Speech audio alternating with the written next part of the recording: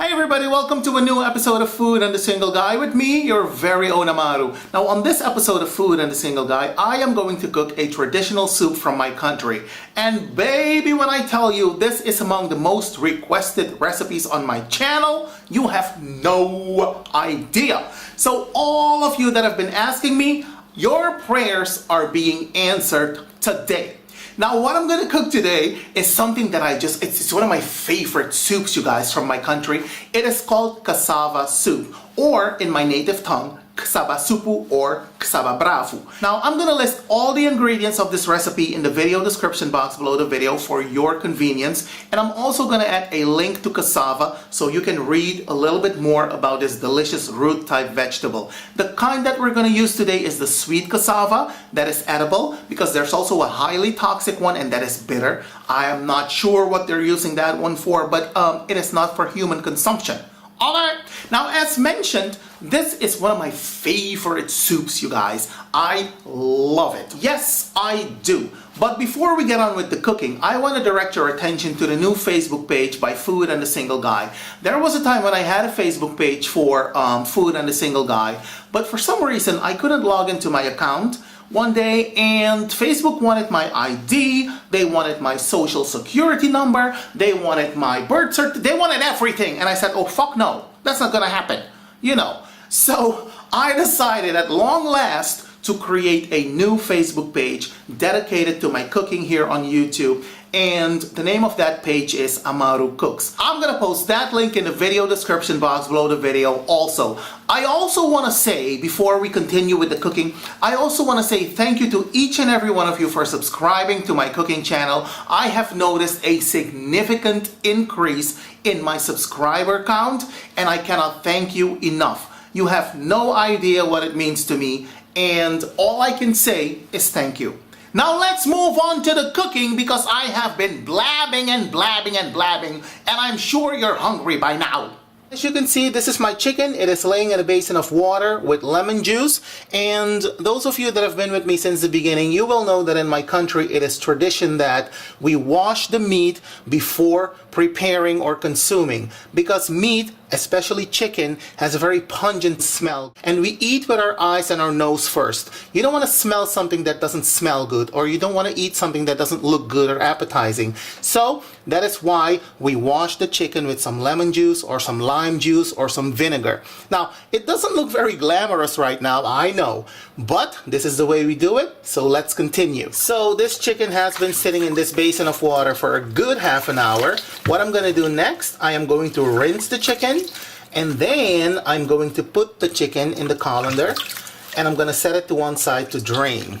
There we go. Now when we come back, I'm going to season this chicken with a little bit of salt, a little bit of black pepper, and a little bit of garlic powder. I'm going to let it marinate for at least a half an hour before cooking it. And this is the way I always prepare chicken. It doesn't matter if I'm making a chicken stew or soup. This is the way I do it, and this is the way I'm going to do it on this video too. Alright my foodies, as you can see, the chicken was drained. What I'm going to do next, I am going to season this chicken lightly with some salt, just a little bit, don't overdo it. I'm also going to add a little bit of black pepper, just like that. And next what I'm going to add is a little bit of garlic powder, just a little bit, just like so. And then we are going to give this a stir. Yes. And as I just mentioned, I am going to allow this to marinate for, about a half an hour before I actually cook it. Okay? Now, there we go. I'm going to cover this with some aluminum foil. I'm going to put this in the fridge, and then after a half an hour, it is ready and good to go. Okay, you guys, let's move on to the next ingredient. This little baby right here. This is a smoked fish. And as you can see, it is a beautiful specimen, and some people omit the fish, but I remember that my late grandmother always used to cook this soup with the smoked fish, as does my mother. Now, the smoked fish is going to add a very beautiful and very delicate flavor to the soup. Now, you may choose, once again, to include the fish or leave it out. Today, for my recipe, I am going to include the fish, and I'm going to try to stick as close to the traditional recipe as I possibly can. But next, what I'm going to do, I'm going to remove some of the scales that are still on the skin. We don't want that. I'm going to remove the fins, and then I'm going to pull it apart and remove the bones. Okay, you guys, so after all that descaling and deboning and pulling apart, this is what the fish looks like, and we're going to add this at the very end. Okay, let's move on to the rest of the ingredients. As you can see right here, I have 2 largely chopped onions, and those of you that have been with me since the beginning, you may have noticed that I always chop my onions in chunks. I don't like finely chopped onions. I don't know why, but this is the way I do it. I do the same with my garlic. I love garlic, and this is the way I'm gonna do it. It is not finely chopped, but it's just thinly sliced. All right, now let's move on to the fish, because the fish is right here on this plate. You've just seen the fish. I have shown it to you before. And what I'm also going to include is this salted beef. Now, those of you that have been with me since the beginning, you may have already seen me use salted beef in a different dish. This salted beef, because it's so salty, it will add to the flavor of your soup along with the fish. It's going to be like an explosion of flavors in your mouth. Trust me, if you can find this in your neck of the woods, get it. But don't use too much, because it's still, even though you've tenderized it, you've cooked it, it is still salty enough to, you know, flavor the entire dish. Now, also what I'd like to show you is this coconut milk. Now, in my country, every time you add coconut milk to one of our traditional soups, you kind of elevate the status of the soup. It is no longer a regular kind of soup. It is now the king of soups, upon which the name changes from soup to Bravoe, which means the king of soups, or something along those lines. All right, some people add the coconut milk, some people leave it out. I am going to add it to my soup today. Now, what we're also going to add to the soup are some bay leaves, we're going to add some cloves, and we're going to add some pimento corns. Now, don't confuse this with black pepper, because this is not black pepper. This is something completely different. All right? All right. And now for the main ingredient of this soup, this right here. Now, this is what we call cassava, or in some Central American countries or in other parts of the world, it is called yuca. Now, as you can see, this is frozen cassava, but you can also use fresh cassava, and this is what you should be looking out for if you want to go to the store to purchase some fresh cassava. This is what it looks like. As you can see, it is brown. It has the peel still on it, the skin. And it is so much more convenient, because I live in Europe. It is so much more convenient to get the frozen yuca or the frozen cassava. Now, something else that I'd like to share with you made from cassava are these cassava chips, and they're absolutely delicious. And you can find them in your international market, I'm pretty sure of that, or in your local Chinatown or something like that. But these are thebomb.com. Okay, you guys, now let's move on to the fun part. I have just brought 3 liters of water to the boil, just like this. Now, what we're gonna add to the water are the onions,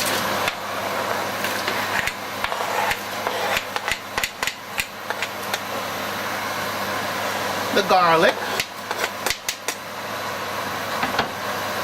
We're gonna give that a stir.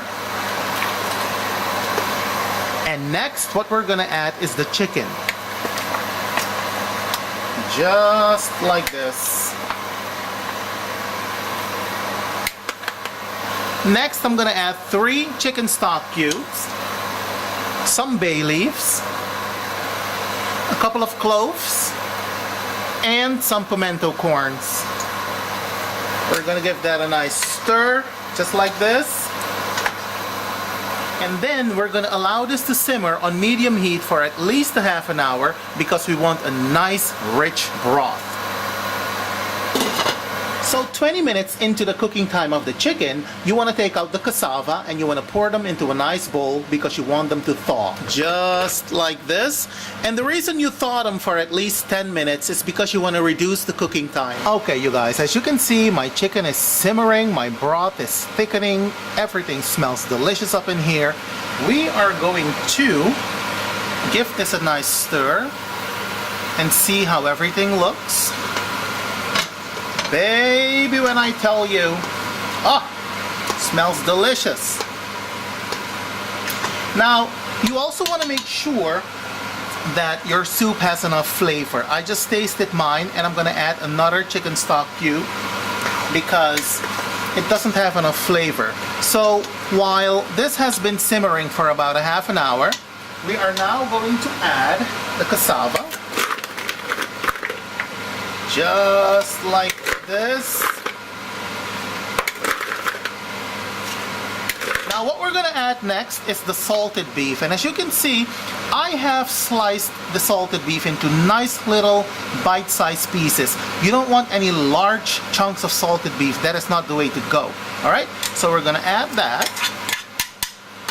We're going to give that a nice stir, just like this, and then we're going to cover the pan and we're going to allow the cassava to cook for at least 20 minutes, also on medium heat, and then we're gonna come back and add the rest of the ingredients. Okay guys, let's check on our soup. Ooh, baby. It smells all kinds of delicious up in here. And the soup is thickening because that's what the cassava does. Now what we're gonna do now, I am going to take a fork and check to see if the cassava is tender, and I can tell you that it is. What we're going to add next is the coconut milk, and this is going to help thicken the soup even more. Give that a nice stir. Next, what I'm going to add, you guys, is the fish.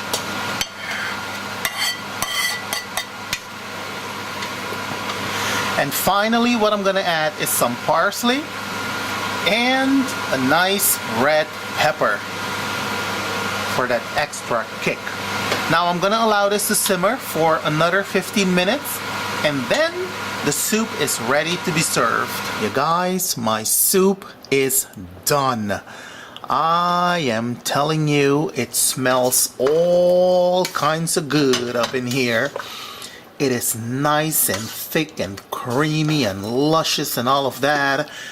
And the fact of the matter is, I am salivating. Now, this is the kind of soup that you would not eat immediately. You need to let this rest for at least a half an hour to an hour to make sure that you get the full experience of the deliciousness of this soup. Okay? Now let me plate this and give you a serving suggestion. And there you have it, you guys. A nice bowl of AMARU's cassava soup, or as we would say in my native language, Kasaba Bravoe. Alright? Now you can see the cassava right here, the smoked fish, the chicken, the salted beef, the pepper, the parsley. I am telling you, we are about ready to chow down. Now if you decide to try this one, let me know how it turned out, because you know I'm always interested in hearing from you. In the meantime, thank you for watching, have a great day, and I will see you when I see you. Bye bye!